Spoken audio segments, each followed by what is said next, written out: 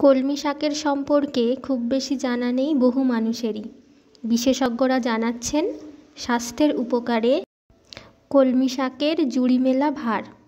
দেখে নেওয়া যাক এর উপকারগুলি কি কি।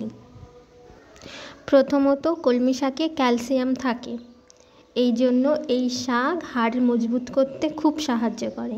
তাই ছোটোবেলা থেকেই শিশুদের কলমি শাক খাওয়ানো উচিত। এই শাকে রয়েছে প্রচুর পরিমাণে ভিটামিন সি, আর ভিটামিন আমাদের তো রোগ প্রতিরোধে সাহায্য করেই। কলমি শাক বসন্ত রোগের প্রতিষেধক হিসাবে কাজ করে।